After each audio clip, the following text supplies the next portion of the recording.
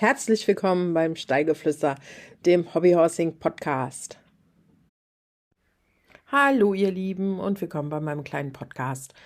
Dieses Mal hatte ich die Rosie zu Gast aus Finnland und wir mussten uns auf Englisch unterhalten, da sie kein Deutsch spricht und ich wiederum kein Finnisch spreche. Deshalb gibt es den Podcast dieses Mal ungeschnitten in seiner englischen Version. Auf unserer Homepage www.hobbyhorsing.altrip.de findet ihr allerdings eine Übersetzung, die ihr euch downloaden könnt als PDF-Format. Ich bitte euch um etwas Nachsicht. Denkt dran, wir sind beides keine English-Native-Speaker, also keine geborenen Amerikaner, Engländer oder sonst wie englischsprachigen Menschen. Wir haben unser Bestes gegeben und ich hoffe, ihr könnt uns folgen. Fragen sind natürlich auch immer wieder gerne willkommen an hobbyhorsing.altrip@gmail.com. Ich wünsche euch ganz viel Spaß beim Podcast. Bin gespannt, was ihr davon haltet. Ich hatte sehr viel Spaß mit der Rosie. Sie hat ganz viele, fand ich, ganz interessante Aspekte auch über unseren Sport mit mir geteilt. Wir haben viel gelacht, bleibt nie aus. Und vor allen Dingen, wie gesagt, es ist eine komplett ungekürzte Version. Deshalb ist sie auch diesmal sehr, sehr lang. Also haltet durch oder hört sie in Etappen. Bis dann. Tschüss. Hey, my name is Rosie. I'm 17 years old. I'm a student and a hobby horser in Finland. I'm studying to be a doctor one day, a few years, then I'll be a medical professional. I've been doing hobby horses for 8 years and I am a dressage rider and I would like to say that I am a professional hobby horser. So You certainly are. yeah. Well, I've told you now so many times, but I have to tell each listener too, I am so excited to have you on the show. I've been looking forward to it for so long. I'm so nervous. So everybody listening to it, please bear that in mind. I have to apologize before. I'm just so nervous right now. I just hope I get everything right, ask every question the way I intended it to be asked. And let's see for this. I still can't believe you're only 17 years old. Yeah, me neither. It's like you've already had such a long Instagram career. I mean, looking back, the first post was back in 2017, 2018, something like that. Yeah, around 5 years. It's been 6-7 years since I started, 8 years till I found the hobby. And then I immediately started the Instagram account. So it's been I don't actually know how long it's been, but I still can't figure out that I'm 17 either. I'm just now getting my license and everything. It's Rosie on the road. Oh my gosh. Oh no, that's gonna be a big mistake. Yeah.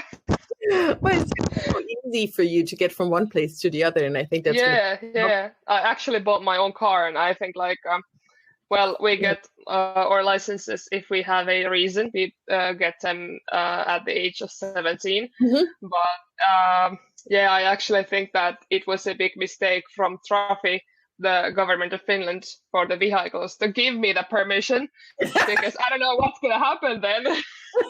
It's basically a car full of hobby horses and Rosie. Yeah, I had 20 hobby horses going to the ASM and then... I knew you were going to say that. I once heard that basically in Finland, everything is around Helsinki. And apart from that, of course, there's cities and stuff, but all the big stuff, everything that's actually going to happen in Finland is happening in Helsinki. And apart from that, you have just a couple of communities, I suppose, and some cities. Yeah, it's we have a couple big cities like Seinäjoki and Turku and Oulu and Helsinki, of course. But it's pretty much everything happens in the Helsinki area, which means you have all the big shops and grocery stores and malls and everything. So it's in other parts of Finland, it's not that glorious as it is in Helsinki. Yeah. Okay. Yeah. I'm picturing it. Okay, I can see that. You're thinking of Stallgeflüster. Of course, I'm German, so that's the only Finnish person I know. Yeah. Stallgeflüster, and that's it, I suppose. Sorry for that. Is Helsinki far away from you? It's actually a 45-minute train ride, so not too far, and 30 minutes with a car, so not that far. Yeah, that's doable, I suppose. Yeah. Is that also where you train, or do you train where you live? Yeah, actually both. It depends.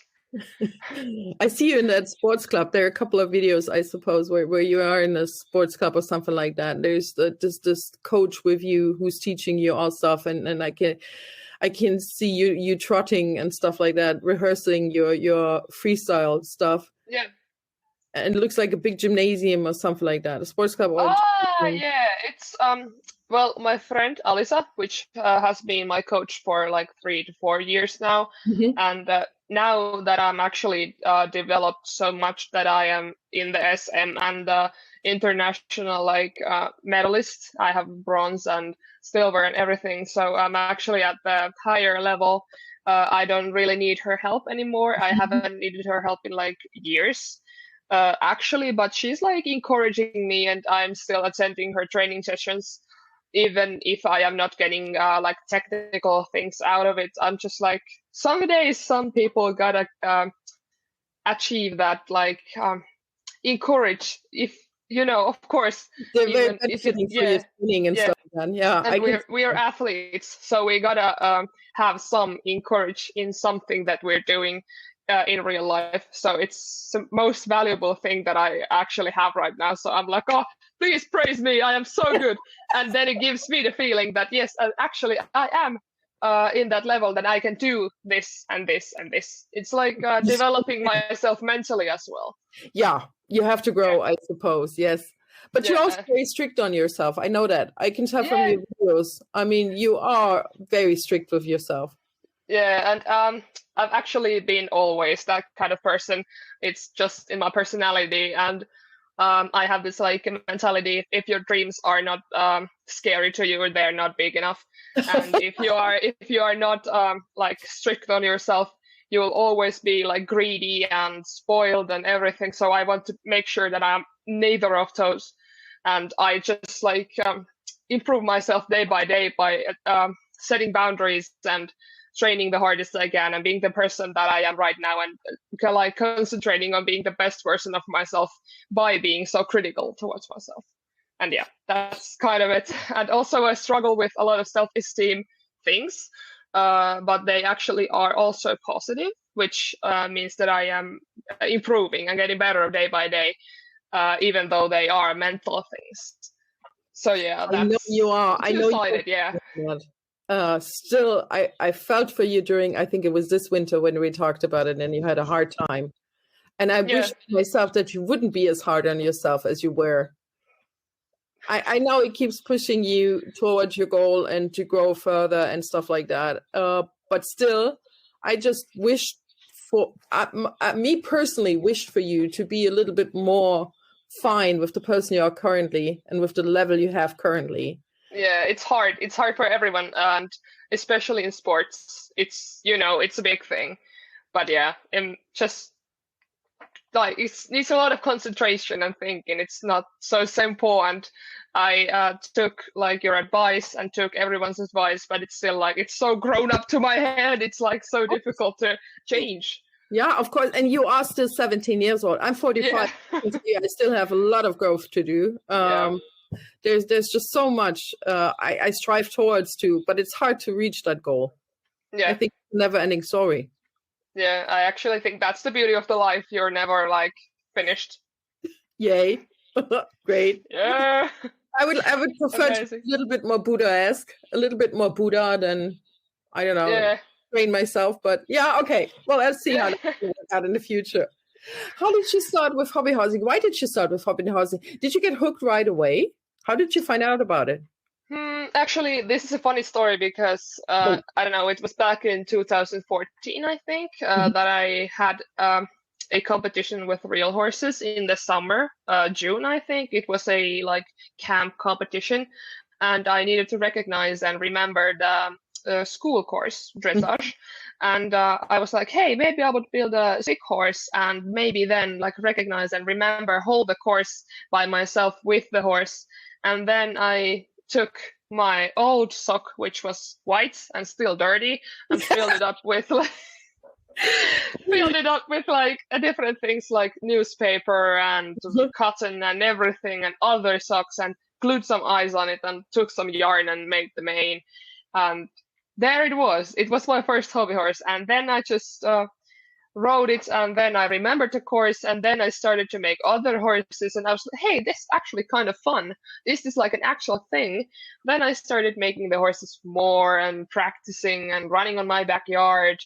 And it's just like, it was the summer that made me hook, and I was hooked the moment I saw the dirty sock horse. I was like, this is going to be my personality from now on. I'm still here.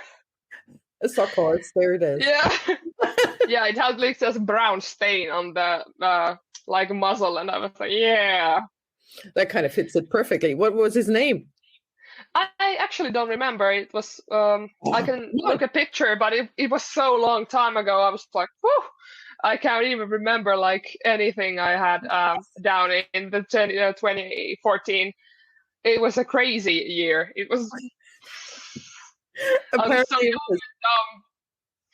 did you win the horse competition? Do you remember that? We had no winners, but I did score quite well in the present. So yeah, that one in the end. Win for me, yeah. And then you got stuck with it, but you also do horse riding. You still do horse riding, right? Yeah, I've done horse riding for 11 years now. So they have still gotten with me, and they are. Some people tend to like. I don't know what's the word in English, but replace the real horses with hobby horses. But actually, a lot of people do the opposite, which is like they are both separate things. Yeah. And for me also, I was like, yeah, this is my hobby horse side and this is my horse side. They are not in touch with each other, and they are like two separate things. So yeah, two sports at once, and in both I am competing and succeeding and improving, and I have different like friends and everything. So it's like some people think that it's like we replace the horses with the hobby horses. We are so poor. We have no choices of like getting a real horse or something. Yeah, for some people it can be that also. But for me, it's like two separate things. It's just, in Germany, it's quite interesting because we had big discussions with the horse riding organizations and the hobby horsing organizations. It seemed like both of them were competing against the other. While I always thought that either you could do it the way you do it and do it both separately from each other, or you can use one thing to just train for the other thing. I always thought that's also as well. But apparently, in Germany at least, it can be only one thing or the other. So we're still dealing with that. Yeah. It's actually so crazy that adult human beings are like, you're so poor that you can ride a real horse, you gotta do hobby horses or anything that why can't we live in like harmony? Why can't we like accept and like expand our view of life and see that we can actually be both, and we can do all kinds of separate things and not like judge people or what they're doing. So it's people crazy. Know about that. Yeah. They're just uneducated, yeah. We're getting there. Sucks to be ahead of them, yeah. So let's go back to 2014. So you said you started back then with hobby horsing, and when did it start to be such a big part of your life? Was that right away, or just did you grow into it? Because I remember, I mean, at least from watching that Hobby Horse Revolution movie, hobby horsing became a big thing in Finland. And anyway, was that during the same time, or were you one of the first? And how did people react to your new hobby? Actually, I've never watched the movie, so it's like come on. I didn't watch that in any form. I've just heard of it, and I was like, I'm not that interested, because like it isn't the way that our community and hobby is now. It's like so outdated, and it's like it doesn't resemble the reality. But back in 2014, I did get hooked to it like quite quickly, but I didn't show it to my friends or anything. I had these two girls that were in my best friends list, and I was just playing with them and riding with them and giving each other lessons and everything, training each other. But I think back in 2017, it became like a bigger part of my life. I was showing my hobby horses in public and competing. I started my first competition in 2017, and it was like a bigger part in 2017. It was like I kind of grew up. I realized that this isn't the face. This is a part of me now. This is a destination. The like yeah, destiny. This is my like life now. So it was like 2017, I realized that, hey, this is a hobby. I can do that in my free time. I became proud of it and became like showing my horses everywhere. And it was an interesting time. I didn't remember any of that, but like now that I have to think, it was like, yeah, actually it was so confusing because it just like happened. There wasn't no like trying to get to it to myself or trying to get rid of it. It was just like moved on with me, and now here we are. Yeah, a couple of years later. Did you always see it as a sport, or was there a time when you saw it as a sort of thing you can do in your spare time, but that's it? Actually, yeah, it was 2014. I thought of it as a hobby more, not like a sport, which it is already now. It's a hobby and a sport and an art form and everything. But first I did was play. I played with the horses. And then in 2017, when I started doing like rougher lessons and trainings, I was like, hey, yeah, my fitness is getting better, my muscle strength is getting better, there are actual competitions to this, and then it became a sport. And with all the like trainings between running and gym and muscle strength, and that time I also did basketball, so it was like so beneficially like interesting that I could jump higher in the basketball thing. I bet. I could run so much faster, yeah. And in 2017, it just like came a sport to me. So it's this is so difficult to explain because there's so many sides. Yeah. Yeah, I can totally relate to it. Yeah, because I mean there is a difference between doing it as a hobby and doing it as a sport, and you do see differences in how your body reacts to it. Yeah, once you start realizing it's actually a sport and you have to train for it, and you do have to probably have some exercises you have to do, to gain more strength or be able to do a lot of things better than you used to do. Yeah.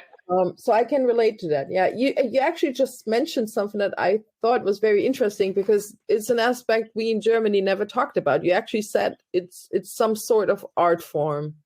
Yeah. To express oneself and to certainly express as a group of either teenagers or people.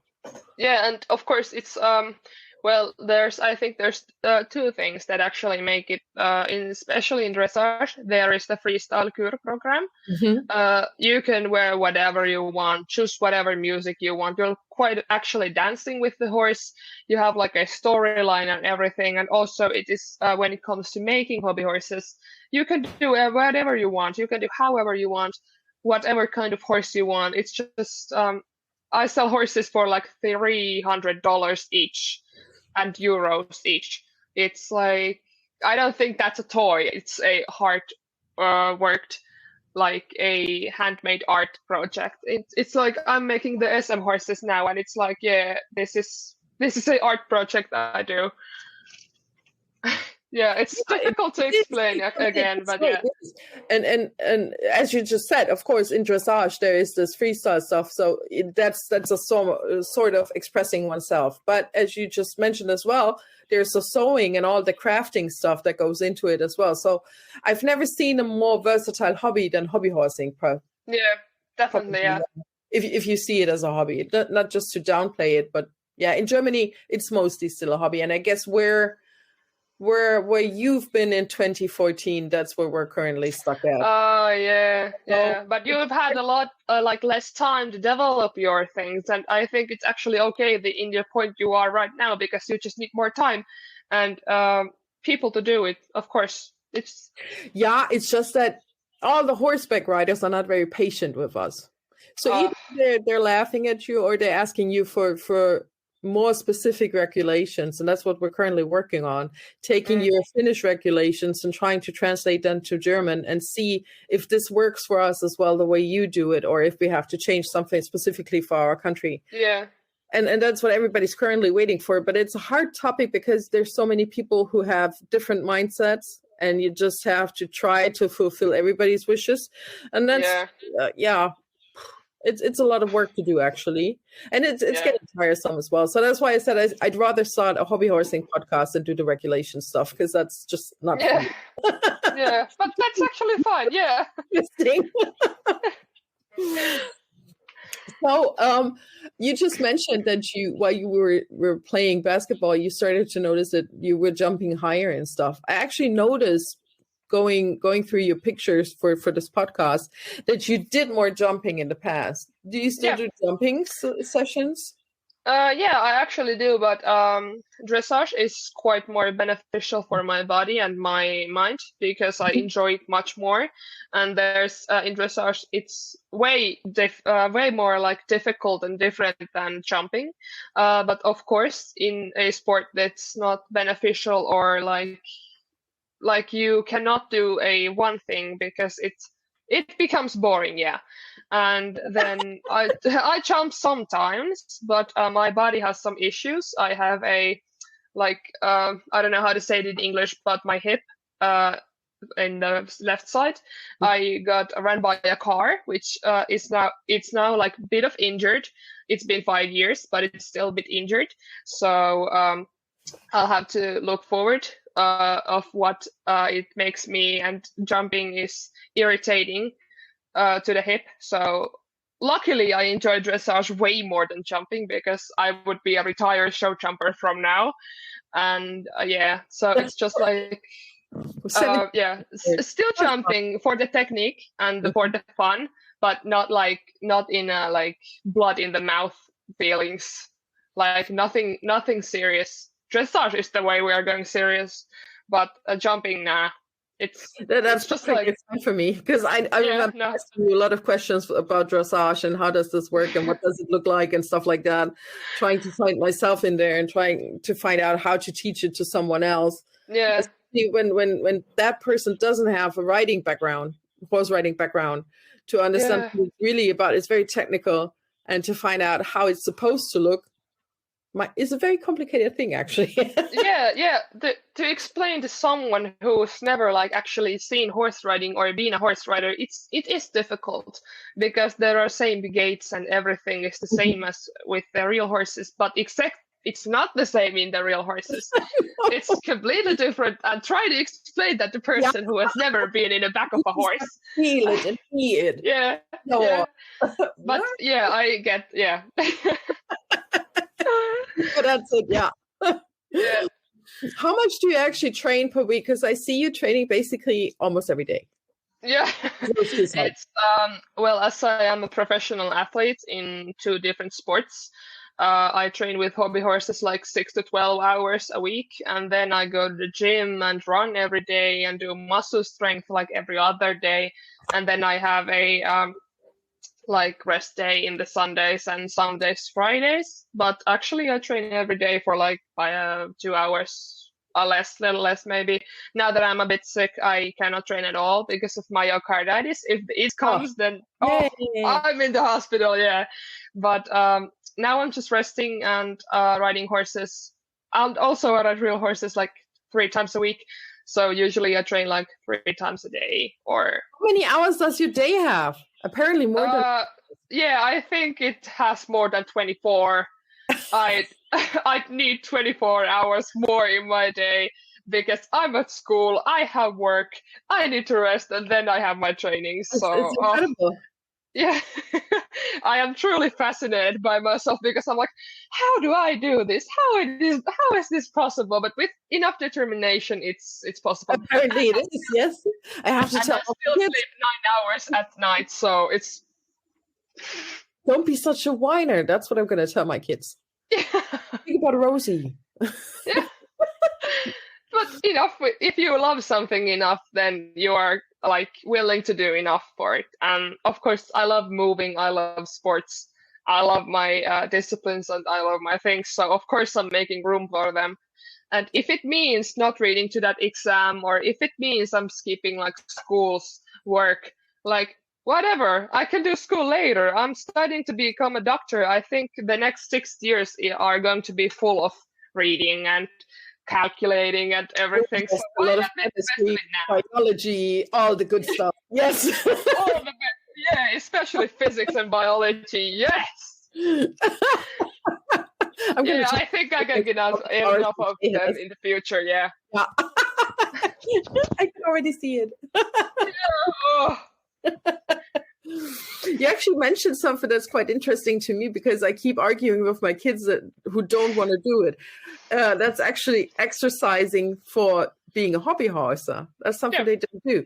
I mean, they do the usual hobby horse training stuff. That's what everybody likes doing. Either it's jumping for many of my kids is simply jumping, but there are a couple of them who are very good in dressage, and I try to keep coaching them until they get better as a group as well, and just do some stuff together. And they're willing to do that. The only thing they don't want to do is exercise for it, like doing stretching stuff or build up muscle tissue, something like that. They just don't want to do it. But you said it's important to you as well. Yeah, it's even if you are not willing to exercise like muscle strength or training cardio or anything, you must stretch at least, because we need like movements which are not capable of human bodies. We cannot physically reach them. So stretching is quite the most important part of like the included trainings. If you do all the hobby horser part, you'll become a decent rider. But if you stretch and take some time in thinking the whole thing, you'll become a good rider. And then when you train outside your comfort zone more and for many, many years, you'll become an excellent rider. So it's just like dedication. But I think everyone should at least stretch like 3 to 4 times a week. I do it every day, but some days, even if it's a 1 day a week, it's still progress. It's still better than what you're doing now. So it's just like competing against yourself. I'm just gonna take that clip and just play it every time we have a training session. I'm just gonna do that. Yeah. But there's actually some people tend to train too hard or train too much and they take like they idolize me and think they're capable of doing like things that I do and trainings that I do. But keep in mind that I've been doing this for almost 10 years, so not everybody can do that, and it's important to start small and improve over years and over time, and teach your kids that it's like. No, not everyone can be a magician overnight. It's just like if you stretch 1 day a week, it's still making you better than you were yesterday. I love you for that. As I said, thank you. No, but it is. That's my experience as well. It's just so hard teaching your teenage kids. Actually, the truth, because as we all know, it takes some patience and time, and obviously something that the young mind never has. Yeah, and that's why they end hobby horsing. They are like I'm not good at this. I'm gonna end this up, and I'm like, think again. Yeah, that's actually a sickness. The sickness of our young generation, I'm afraid of. I mean, talking to other coaches, either if it's hobby horsing or learning how to play the piano or anything else. Everybody has such a short mindset to it. If it doesn't work out in the next 2 weeks, then I'm just going to stop it. It's not good. And having some patience at least, or just sticking with it a couple of months at least and trying to find out whether it really suits you or not. I mean, maybe you come out of it and say after 6 months, oh, it's really not my thing. I don't enjoy it. I'm not good at it.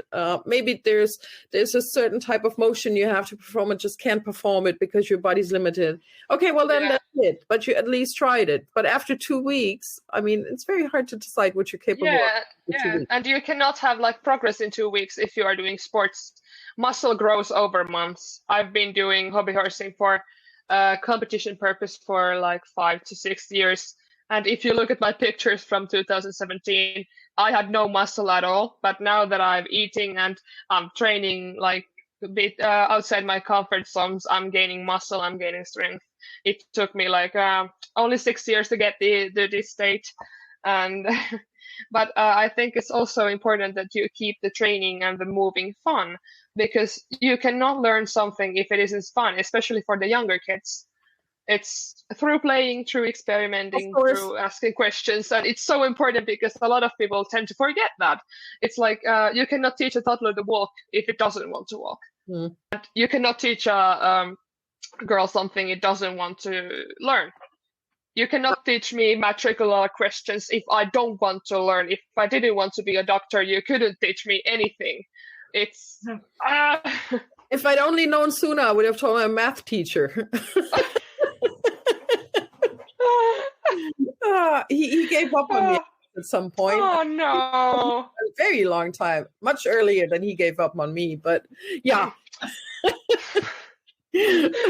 Oh no! You said you actually also changed your diet. Did I understand that correctly? Yeah, I when I was younger, I used to eat a lot of sweets and not like protein-rich foods, and now I'm eating 5 meals a day, even though I have disordered eating, which is like restricting my eating and making my mind like different. But I'm still pushing through it and eating as pure food as I can, as much as I can, and in the like limits. And now I've like gained 10 kilograms of muscle a year. Wow! And it's like all my pants won't fit, and I'm like, yeah, crazy! I have thunder thighs and strong calves. This is amazing! Yeah. Yeah, you can actually see that when you do the I don't know what's it in English, the middle trot. It is in German, but I don't know what's in English. Yeah, well, trot. I understand what you're saying. Yeah. And that's what you can see how your legs are bending and the way you're holding them and stuff like that. There's so much strength in it, and I'm so proud of you every time I see it. Thank you so much. It's been so many years, and it's been so many like the whole my career I've been struggling with the collected trot. Now it's finally becoming easier and finally automatic. Awesome. It's so progress. You can be so proud of yourself because it looks tremendously great. Thank you so much, Rosie. I mean, like you said, there's a transition you can see from when you started back when you at least you posted the first videos. I don't know if it was when you started, but the first videos to now, you can see your personal growth in it, you as a person growing and how you feel about it and how you come about it and stuff like that. But you can also see your technique being it's crazy because when we are younger, we are idolizing like high steps and like going higher and higher, and it's breaking our bodies. It's not worth it. And if you are not born with a physique of getting higher, and I have the hip thing, and I have strong thigh muscles and core and everything, and it allows me to go higher, which if I don't go high, my hip gets infected. And it's just like a personal thing. Everyone's physique is different. Of course.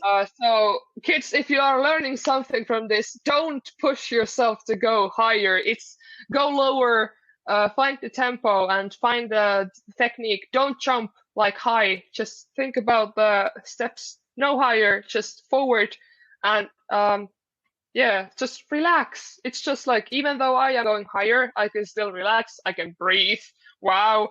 I learned to breathe like a month back. I was like, hey, this is actually working. I'm getting oxygen in my body. Yeah.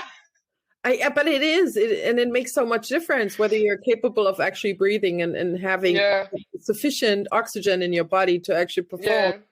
Or if you're always on the line and almost on the word to going down, it makes a huge difference, of course. And that's why we're not going high. That's why everyone shouldn't force themselves to go higher, because it breaks your hips, it breaks your knees, it breaks your ankles. I have a friend who is 12 years old and has a arthritis in her ankle because she forced herself to go higher. And I was telling her a few months back that you should really go lower. You should really stop. She was like, no, I'm becoming the best hobby horse in the world. And she was like, yeah, this is it. And when she first told me she had arthritis, I was like, yeah, what did I tell you? And she was like, but that's the truth. That's the truth. You just cannot force yourself to do anything. It's just like, in a friendly and healthy way, you can force yourself to get out of bed, go to school, do that workout. But in the long run, it's so much more like harmful. And if you are 12 and have arthritis in your ankle, it's just like, where did I go wrong? What did I do wrong? You overwork yourself. And I mean, it's a body that's growing as well. So it's not just that you have the arthritis, but it's also to a body that's growing. So you will keep adding to it. Yep. That really sucks. Yeah.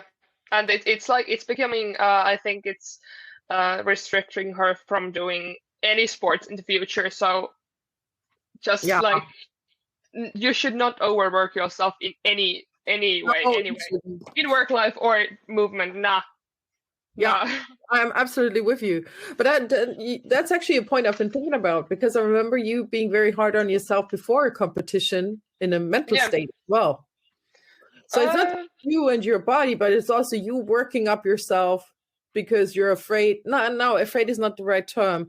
It's not that you're afraid of the competition, but you're worried whether you're going to perform correctly at the competition. If everything you've been training for will be there on the day of the competition. That was my feeling, at least. I don't know if I'm correct.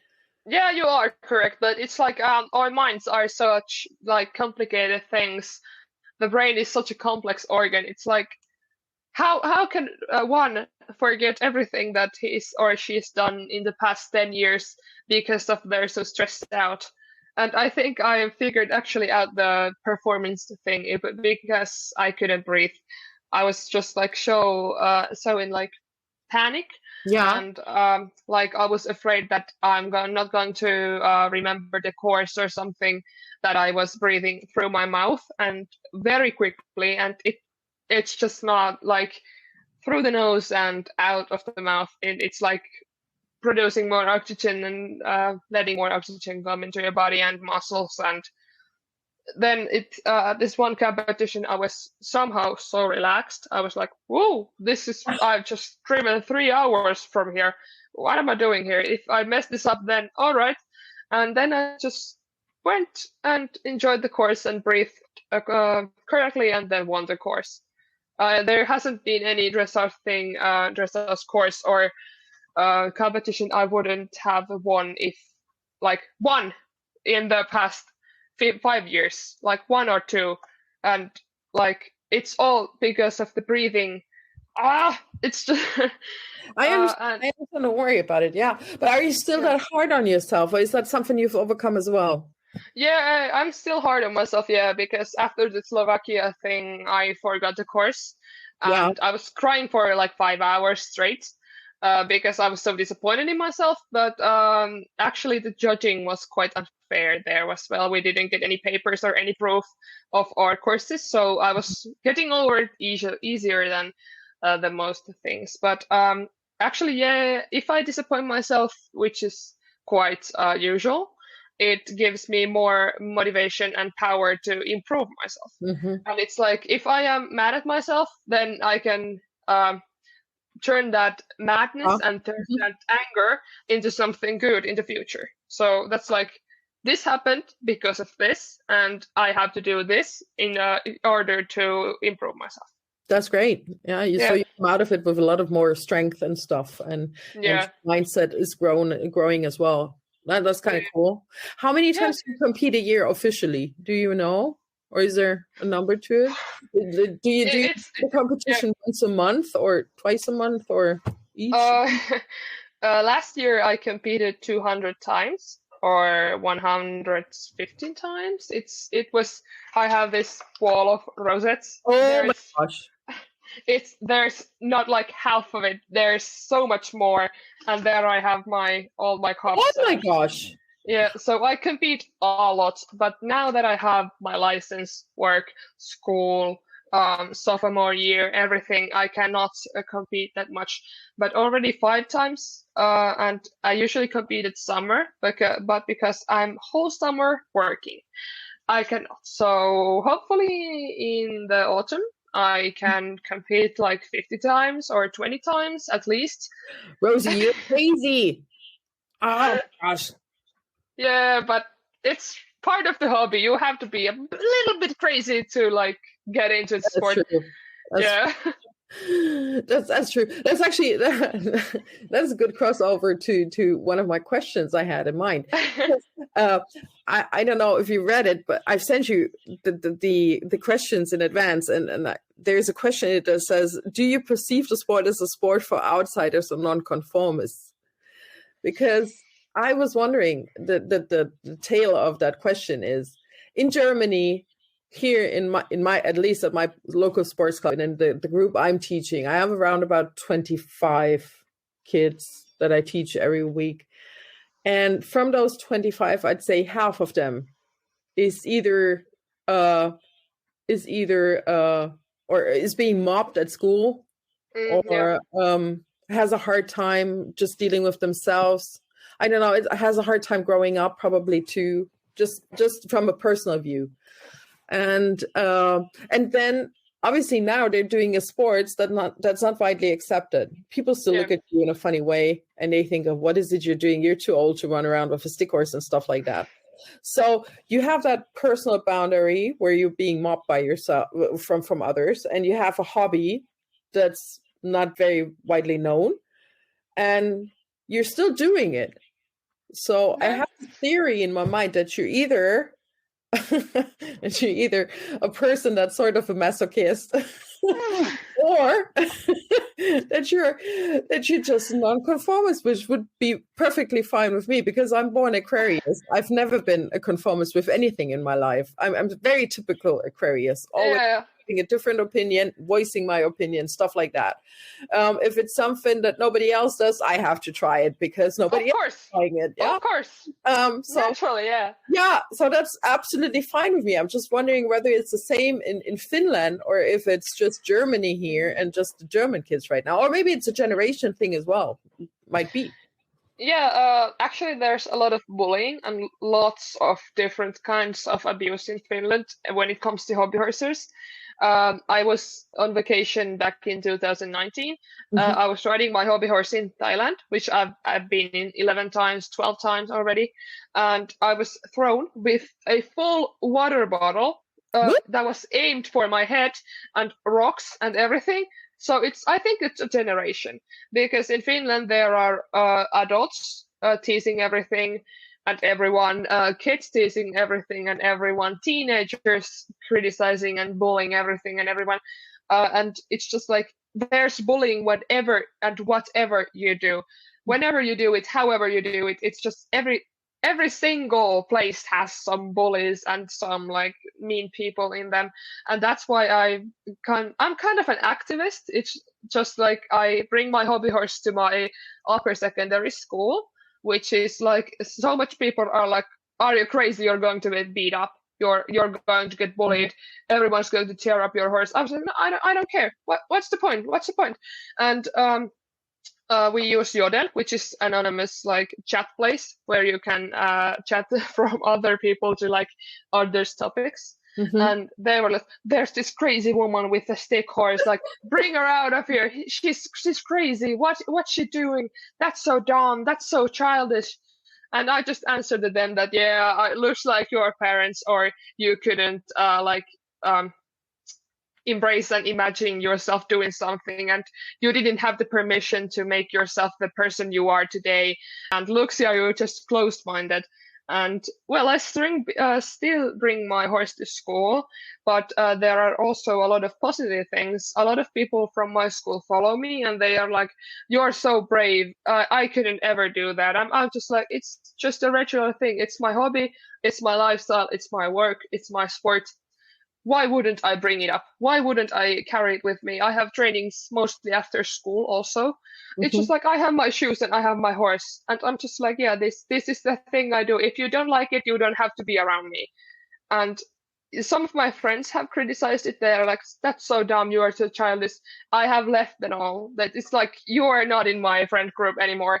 And it's just like, I just come back at the conformists and like people who are bullying each other. And I tend to be loud, which is like also a positive and a negative thing. Yeah. And I shout really loud, and I am also loud in social media. I am showing up. I am making a difference. I am speaking in the behalf of others who cannot express themselves. And it's just like I am making my best at putting out the critic, putting out the bullying and everything. And not a lot of people like actually recognize it as a sport. And I'm just like, you should try it. And I'm open at that Tuesday evening. Would you like to meet up? I can host you a coach session if you'd like. And I've actually done that once, and they were like, yeah, okay, I was wrong. So it's just like educating people and making them like aware of the situation that it's actually a sport, it's actually a thing. Yeah, and I also think that people in this earth are so negative, like towards especially furries and hobby horsers. And well, if someone is a furry, because they are also widely bullied, uh, why? Because it's just like if they are happy with the thing they're performing and doing, why would you like ruin someone's fun for like your own satisfaction? Because like I don't get people. It's just like, why would you do something that'll make others' joy like that? It's just diminish that. Yeah, whatever you do. Yeah. Yeah, I'm absolutely with you. It's something I never related to myself. I was always an advocate for African American people, never understanding why somebody gets judged by their skin color. Yeah, no, that's actually so dumb. Yeah. Yeah, but it's racism so overall. It's yeah, it always made me angry. So I absolutely understand it, and I always played against that myself. It's just it's just something I was wondering about, especially in that sports area we're currently talking about. You know. Yeah, there are a lot of people who are like commenting on some TikToks or videos or photos. That's so dumb. Why are you doing it? It's not a sport. You shouldn't do that. Go to work. You're a grown-up woman.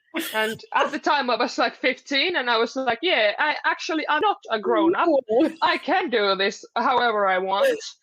And there are a lot of people who are over the age of 30 doing this sport, and I was like, yeah, you should educate yourself. And why does it bring you so much satisfaction to like put others down? You are just being ignorant, you're just being a bully.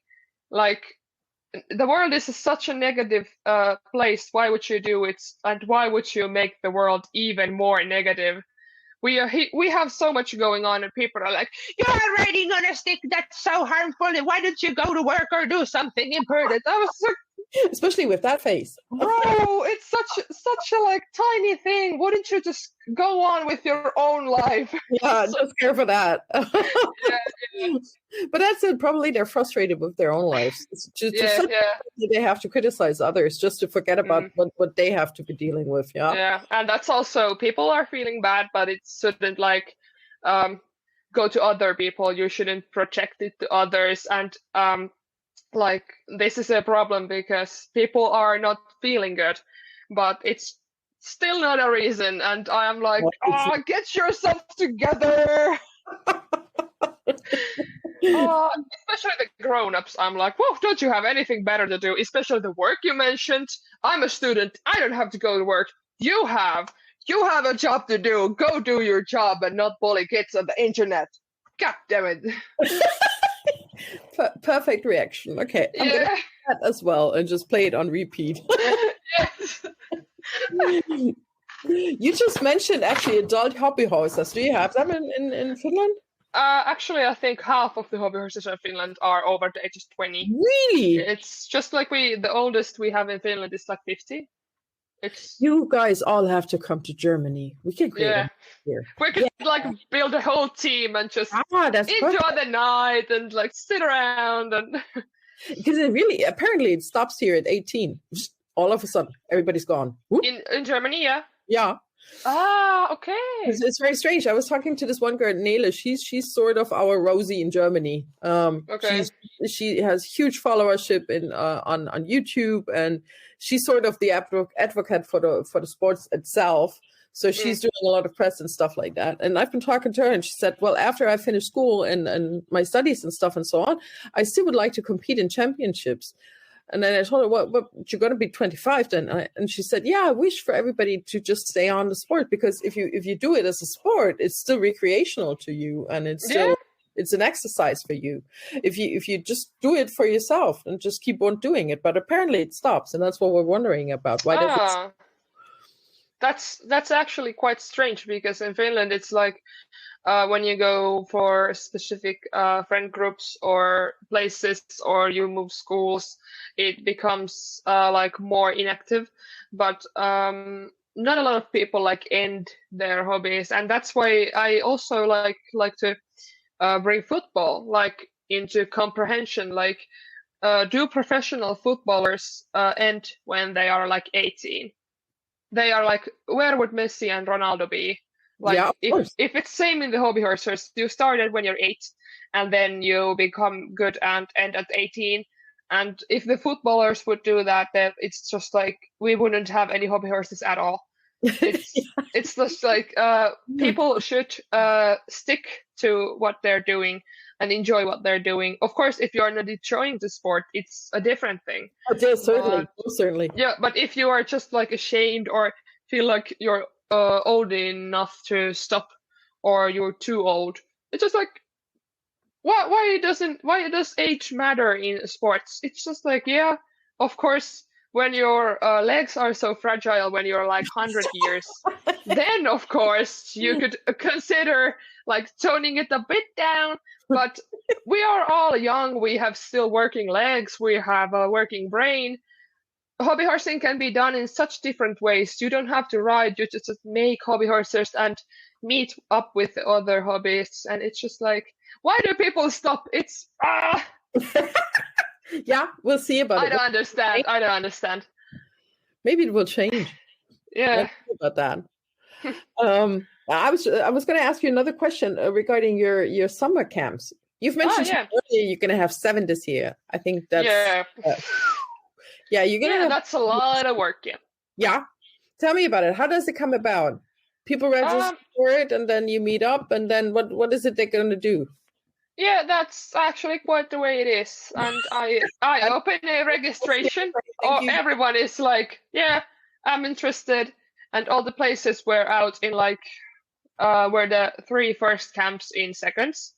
And then we just meet up and spend some time together and enjoy the Finnish summer and good food and our company and just build up friendships and enjoy everything down. And we had my first camp, we did this like leirikaste, which is like welcome into the camp. Okay. And it's like you have to do something stupid or I don't know, I'm going to explain it to you, but we woke up at the camp contestants at the middle of the night. We were singing this Puuhapete, Bob the Builder song, which basically says like Bob, not the builder, only the Bob, Bob, Bob, Bob, Bob. It was such a good song. I loved it. And so we woke up them in the middle of the night, and then we tied everyone's eyes and made them go over and under like invisible obstacles. There wasn't any obstacles. They were just like, now you have to go under, you're going to hit your head, and now you have to go over, just a little over. And then I carried all of them to the basement. They had to fish out in a bucket of toilet paper and water. They had to fish out a sausage. And then I was like, what is this? And they didn't know. So I carried all them upstairs. And then we took out pudding, chocolate pudding, and took the sausage and dipped it in the pudding, and then drove the Lion King Simba thing. We did a Simba to everyone, and then it was like 3 a.m, and everyone had pudding on their faces. And no wonder it was like out of seconds. Yes. Yeah. I'd be joining you. Yeah, it's just like, it's the memories and all kinds of stuff. Like, I don't know how many people like are awake at 3 a.m. and have like their eyes tied and chocolate pudding on the face after they've been named Simba. So it's something that people genuinely enjoy, and they are willing to pay for it, which is, it's my job to make these Simbas for the girls. It's just like, okay, let's go for it then. Yeah, I sign up. Yeah, but it's a hard work. It's a hard work. After I host the first camp, I had to start the thinking of the next years. So I've been doing a year of work now and just making all these things myself, like allergies and transportation and scheduling the place and everything. It's a lot of work, but it's totally worth it when you see the happy faces and hear the hear the feedback and everything. And it's something I genuinely enjoy. I bet you do. Yeah, I can. Yeah, I can see myself You paying. should visit sometime. Next year, I'm going to reserve you a place on the international camp, yeah? We're going to do an exchange. Yeah. You're going to come to me. Oh, of course. And then like you come here. Ah, yeah, that's going to work. Yeah, of course. And we can enjoy both summers, Finnish and German. Yeah. Oh, yeah, that sounds so amazing. Without the snow. Without the snow, I tell you that much. Yeah, I hope, yeah. But let's keep that in mind. Really keep that in mind and plan for it. Yeah, of course, anytime. I'm always like, if someone like tells me something, I'm like, okay, yeah, let's do it. Especially if it comes to traveling or other people, I'm like, yeah, I'm in, let's go. You're such an easy person to talk to, and you're such an easy person to be around with. I can already Thank you, you too. Yeah. No, it's fun to like have different people like you, especially I've never met you in person, but there are some people who are like, we host this camp like calls, which is like all the girls are coming together and then we're talking and like hyping up the camp, and they were like, yeah, let's go. Only like 4 months then till we see each other, and like 50% of the attendants are quiet with their cameras off and they do not speak a word. And then I'm like, why are you so boring? We're supposed to have fun in here. And I am so outgoing and I love other people. I love all kinds of different things, especially if they're dangerous or anything. It's just like, yeah, I'm in. If they're crazy ideas, my friend's supposed to. You didn't hear a thing. She likes everything that's safe to be surrounded by, and she does only safe things. So you didn't hear that. Oh, no. She's a very grown-up person. But you actually are. You're an old soul in a young body.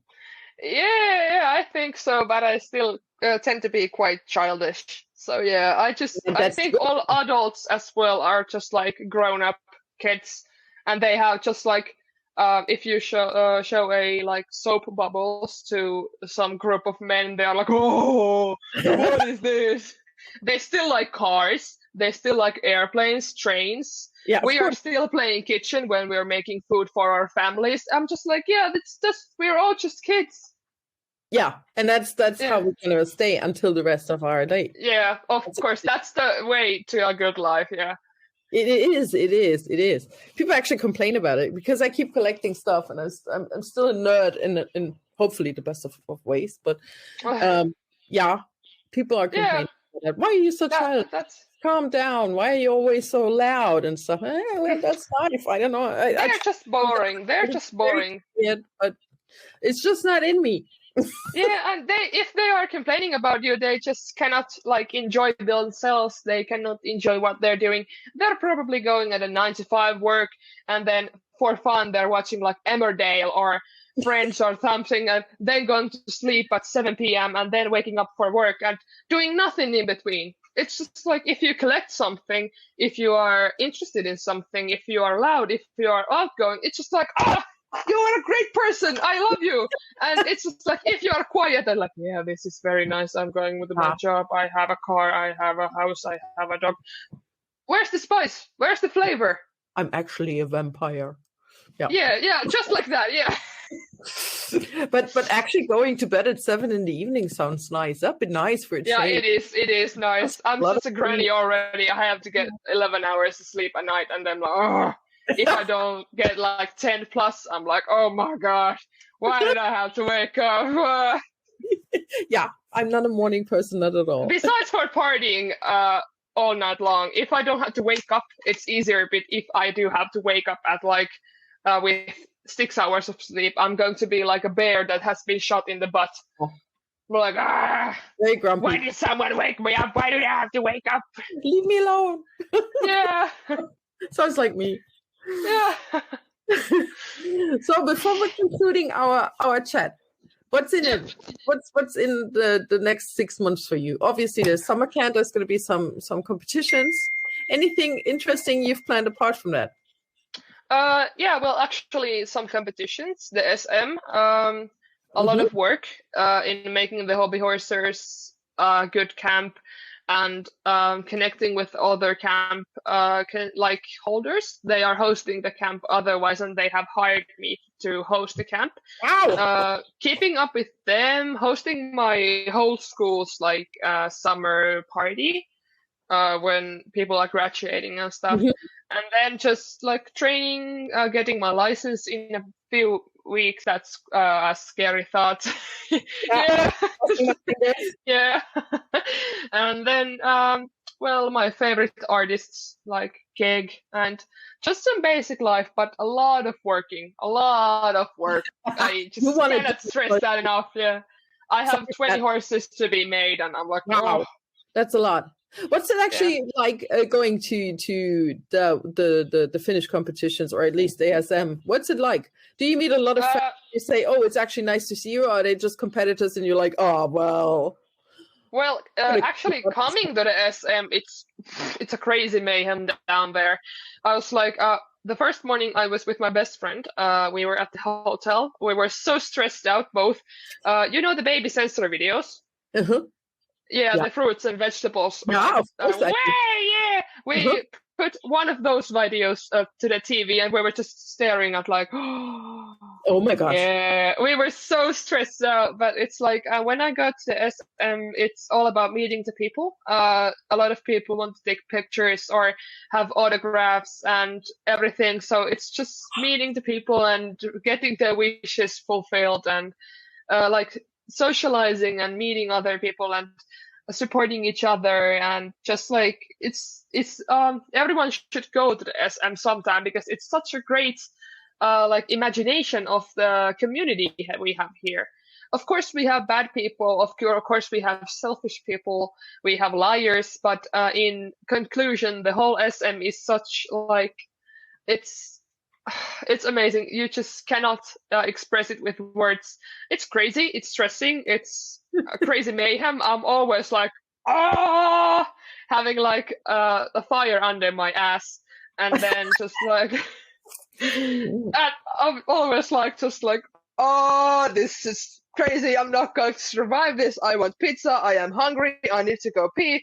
How's my sales going? I need to compete soon. And then it's just so much people who are wanting to meet you and take a photo with you and having an autograph or video from you, and it's amazing, and it's so beautiful to have the whole community in the same place. It's so amazing, but it's crazy also. Funny. It sounds like hobby horsing heaven, especially viewing it from Germany. It's it is. It's actually a big thing. So that's something that's totally contrast to how it's here currently. So yeah, being regarded as a normal person when walking around with your hobby horse, that's actually something we can't imagine. Yeah. Yeah. So just imagine all the competitions you get to see. Jumping, Western, dressage, and then you have 100 different people selling hobby horse equipment, horses, and coupons, and all kinds of things. It's when you first come here, it's just heaven's port. Oh my God. And then you are just oh my God, and then you are stressing out. Then you're competing, and then it's just goes, and it's meeting with your friends. I'm always there with my best friend. I'm going this year too. And it's the day before we're going to the SM, you can get the bracelets to get in. And it's you get to meet your friends in peace, and old friends like Mike and or the organizer, which are your friends, and you're hey, this is so nice to meet you, because you're most likely not going to meet them in the SM day because everyone is so busy. But meeting your friends, meeting your fans, and selling stuff and buying stuff and competing, and it's so perfectly if I could describe hobby horse sport for someone, I could, and I would bring them to the SM. It's just powerful. I'm wordless. It's powerful. It's moving. And it's so you are all friends with everyone, even though you didn't know their name, where they're from, what's their story. It's just you are all such a big family. Mm-hmm. So I guess, I can already see ticket sales going up now. Yeah.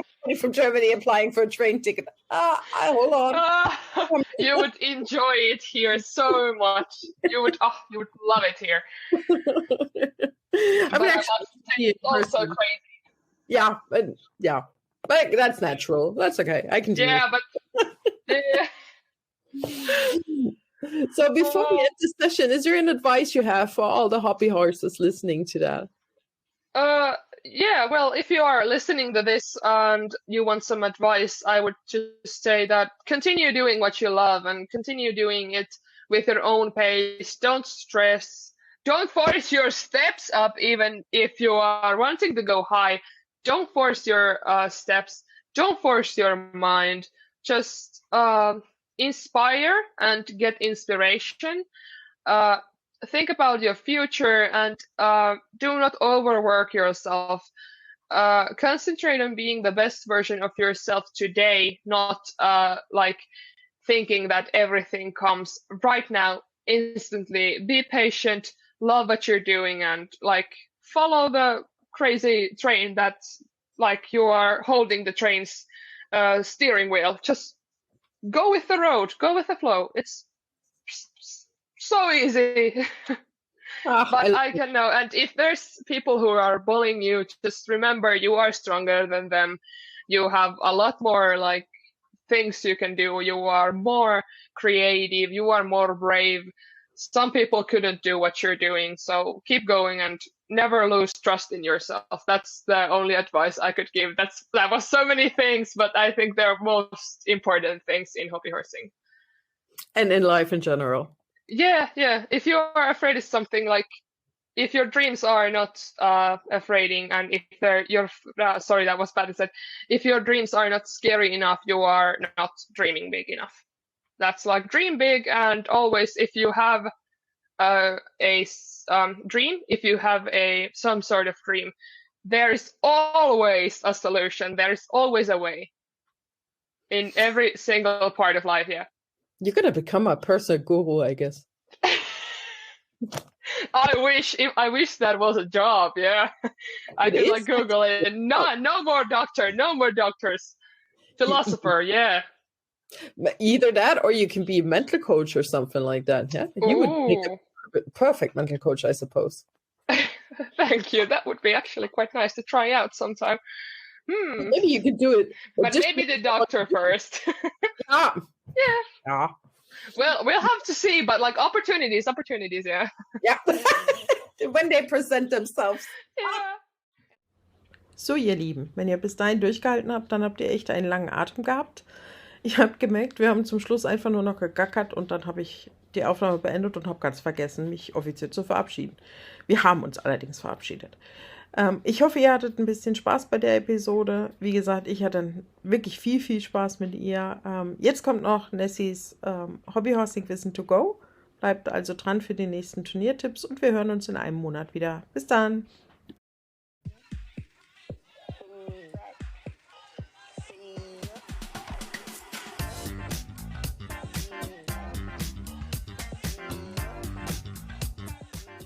Herzlich willkommen zu Nessys Hobby Horsing Wissen to go. Wenn man an einer Turnierprüfung teilnimmt, muss man sich vorher natürlich auch warm machen. Und das passiert meist auf einem Abreiteplatz.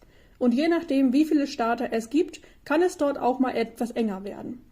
Damit sich keiner in die Quere kommt, gibt es ein paar Bahnregeln. Zum Beispiel: Die linke Hand hat Vorfahrt, die rechte Hand weicht aus. Die höhere Gangart, also Trab und Galopp, vor Schritt. Also Schritt zum Beispiel auf dem zweiten oder dritten Hufschlag und Galopp dann auf dem ersten. Abstand halten, alle nehmen Rücksicht und achten aufeinander und ganze Bahn vor Wendungen bzw. den anderen Hufschlagfiguren.